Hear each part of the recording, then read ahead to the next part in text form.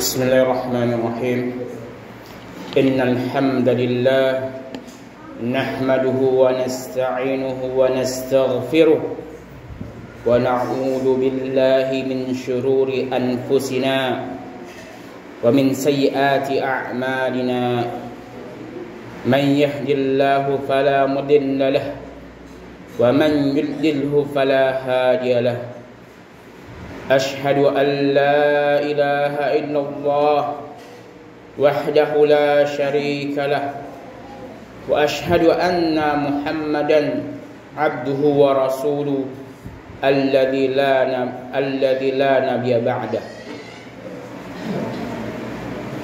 أما بعد فقد قال الله تعالى في تنزيل الكريم يا أيها الذين آمنوا اتقوا الله حق تقاته ولا تموتن إلا وأنتم مسلمون وقال أيضا يا أيها الذين آمنوا اتقوا الله وقولوا قولا سديدا يصلح لكم أعمالكم ويغفر لكم ذنوبكم ومن يطع الله ورسوله فقد فاز فوزا عظيما. Jamaah salat Jumat yang dirahmati oleh Allah Subhanahu wa taala. Hal yang utama dan hal yang paling utama yang harus senantiasa kita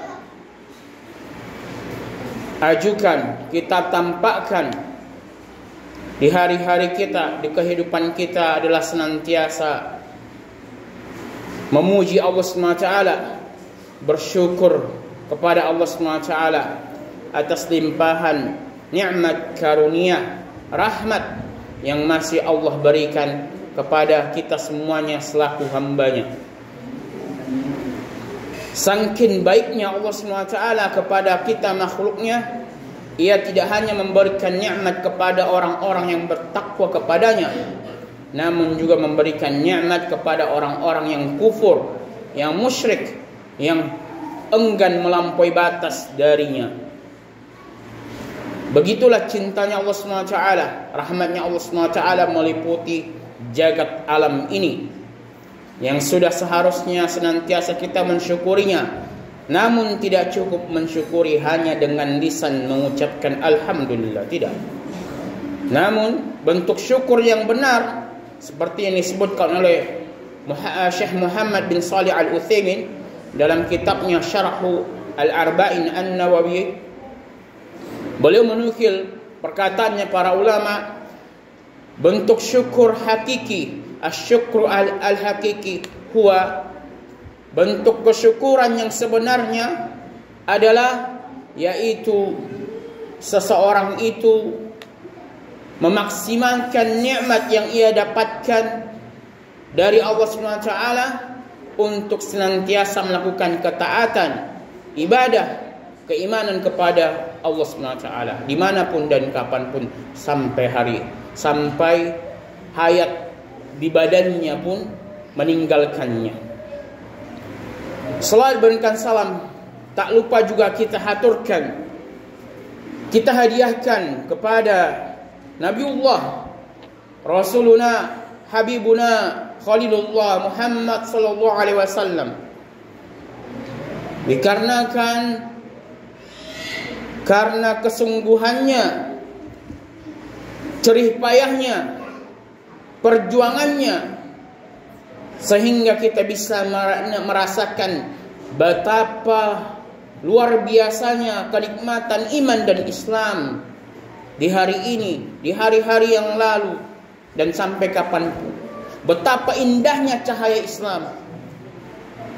Dan sungguh bentuk berterima kasih kita kepada beliau atas perjuangan beliau adalah dengan cara senantiasa mengikuti sunnah beliau, mengamalkan ajaran beliau, mengikuti ajaran dan sunnah yang telah beliau ajarkan melalui hadisnya, melalui sunnahnya, melalui apa yang telah diriwayatkan dari para sahabat, para ulama sampai kepada kita. Jemaah salat Jumat yang dirahmati oleh Allah Subhanahu wa taala. Tak terasa bulan suci Ramadan akan kembali menghampiri kita, akan kembali kita mendatanginya, akan kembali kita masuk ke dalamnya. Perkiraan sekitar 7 atau 8 hari lagi bulan yang mulia itu, a'zamus syuhur, asyrafus syuhur, barakatus syuhur, bulan yang paling mulia, musim yang paling mulia, bulan yang paling agung, bulan yang penuh berkah, yang tak dimiliki bulan-bulan yang lain keberkahannya, kemuliaannya, keagungannya seperti yang dimiliki oleh bulan suci Ramadan ini. Namun waktu yang tersisa yang sedikit ini, apa yang telah kita lakukan? Apakah telah kita maksimalkan untuk menyambut bulan suci Ramadan yang mulia itu? Tentunya kita harus bertanya kepada diri kita masing-masing, ya. Salah satu hal yang paling urgent, paling penting perlu diingat, persiapan menyambut bulan suci Ramadan itu tidak hanya meningkatkan amal soleh di bulan Sya'ban ini, namun yang paling urgent juga, tak kalah urgennya, bahkan para ulama sepakat mengatakan ini yang lebih utama daripada meningkatkan amal soleh. Seperti yang disebutkan oleh Syekh Abdul Aziz bin Baz dalam Majmu' Fatawanya, bahwasanya amalan yang ini yang paling utama dikerjakan seseorang ketika ia hendak menyambut bulan suci Ramadan, ketika ia persiapan menyambut bulan suci Ramadan. Apa itu? Yaitu at-taubah as-sadiqah, taubat yang jujur kepada Allah SWT. Berapa banyak pun kita meningkatkan amal soleh kita di bulan Sya'ban ini, dari baca Qur'annya, puasanya, qiyamul lailnya, jikalau kita tidak bertaubat dengan taubat yang jujur kepada Allah SWT, maka itu tidak akan maksimal kita akan menyambut bulan suci Ramadan nantinya. Kenapa? Masih ada pengganjalnya, masih ada hal yang akan menjadikan kita nanti sulit untuk beribadah. Rahmat untuk kita, memudahkan kita untuk beramal soleh itu akan ada. Sebab apa? Karena maksiat, dosa itu, jamaah sekalian, merupakan plek-plek hitam yang Allah tanamkan dalam hati kita, seperti yang disebutkan dalam hadis riwayat Bukhari dan Muslim. Ya, tentunya kita menghilangkan plek-plek hitam itu agar hati kita baik, ya.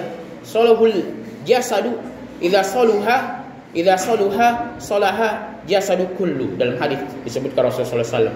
Jikalau hati itu baik, ya, maka akan baik seluruh anggota tubuhnya. Makanya perbaiki takwa kita, perbaiki taubat kita kepada Allah SWT.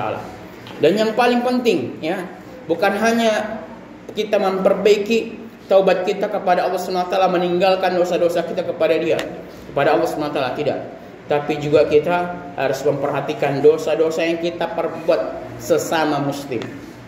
Jangan nunggu lebaran nanti baru minta maaf. Jangan nunggu lebaran atau sudah masuk Ramadan baru mengembalikan hak orang yang kita zalimi. Banyak di antara kita yang begitu gampang, ya, mengambil yang bukan haknya. Seseorang melihat ada barang di rumah tetangganya yang nganggur, ia ambil. Dia kira itu barang tak dipakai lagi. Ingatlah saudaraku yang dimuliakan oleh Allah SWT, sesungguhnya engkau mengambil barang tetanggamu walaupun itu hanya terletak, tidak digunakan di depan rumahnya tanpa seizinnya, sesungguhnya engkau telah memakan harta dengan cara batil. Allah SWT berfirman dalam Quran surah An-Nisa, ya ayyuhalladzina amanu la ta'kulu amwalakum bainakum bil batil illa an takuna tijaratan an taradim minkum. Allah menyeru orang-orang beriman, sehingga jika bapak jamaah sekalian mengaku dirinya adalah seorang yang beriman, percaya kepada Allah SWT, maka penuhi seruan Allah SWT ini. Apa seruan Allah SWT? Wahai orang-orang beriman, janganlah kalian memakan harta di antara kalian dengan cara batil. dengan cara yang tidak dibenarkan, dengan cara yang tidak dibenarkan oleh syariat Islam ini, dengan cara menzolimi hak orang lain, dengan cara yang diharamkan. Illa an takuna tijaratan an taradin minkum, kecuali dengan cara apa? Bisa kita mendapatkan harta, yaitu dengan tijarah, perdagangan, jual beli dan sejenisnya. An taradin minkum, ingat, bukan hanya sekedar jual beli, bukan hanya sekedar perdagangan, tapi an taradin minkum, yaitu yang betul-betul saling ridho di antara kalian, mendatangkan keriduan di antara kalian. Ya. Sebab tidak cukup hanya kita membeli sesuatu dari orang lain, ya, atau orang lain memberi sesuatu kepada kita, gitu kan, ya, tanpa ada keriduan di dalamnya. Contoh saja, banyak, ya, ini nasihat kepada bapak-bapak, mungkin bapak-bapak tidak melakukannya, ya, tapi banyak ini yang melakukannya adalah kaum ibu. Maka bisa dinasihatkan istri-istri kita, orang yang punya anak, nasihatkan kepada ibunya di rumah nantinya, ya. Kebanyakan ibu-ibu ketika belanja, terkadang mereka mengambil sayur sepotong wortel, sepotong kentang, atau apapun itu sepotong. Mungkin remeh, ya. Dia ambil, dia mengatakan ini bonus lah buat saya, ya. Gak apa-apa lah, ya. Pedagangnya diam saja. Bukan berarti dia diam saja itu pasti dia ridho. Tidak. Tanyakan kepada dia ridho atau tidak. Jangan asal comot, ambil, masukkan kantong belanja, langsung pergi. Subhanallah. Masih banyak di antara kaum muslimah melakukan hal seperti ini. Ya. Ingatlah, ini perbuatan memakan harta dengan cara batil, dengan cara yang tidak dibenarkan oleh syariat. Dan Anda memberikan makanan anak Anda seperti itu, dan ia tumbuh dengan makanan seperti itu, ya. Ingat, dalam hadis riwayat Bukhari Muslim, ya, orang yang seperti ini sebutkan oleh Rasulullah SAW, ya, fa kaifa yustajabu lahu, bagaimana doanya akan diijabah, bagaimana amal solehnya akan diterima, bagaimana bentuk ketakwaannya akan diterima oleh Allah Subhanahu wa taala, bagaimana salatnya akan diterima, sedangkan ia tumbuh dengan harta yang haram. La, Rasulullah SAW bersabda, innallaha thayyibun la yaqbalu illa thayyiba. Sesungguhnya Allah SWT itu maha sempurna secara zat dan sifatnya. La yaqbalu illa thayyiba. Dan Allah SWT tidak akan menerima amal soleh, ibadah seorang hamba yang tidak sempurna, yang tidak thayyib. Tidak sempurna maksudnya adalah yang dia melakukan amal soleh ada disupport dengan hal yang haram. Dia mampu sholat karena kenyang perutnya, karena bercampurnya makan dengan yang haram. Dia mampu untuk belajar menuntut ilmu, ya, namun uang yang dia dapatkan dari harta riba, namun uang yang dia dapatkan dari menipu orang lain, namun uang yang dia dapatkan dari mengambil hak orang lain. Wal'iyadu billah. Aqulu qali hadza astaghfirullah li wa lakum fastaghfiruhu innallaha ghafurur rahim.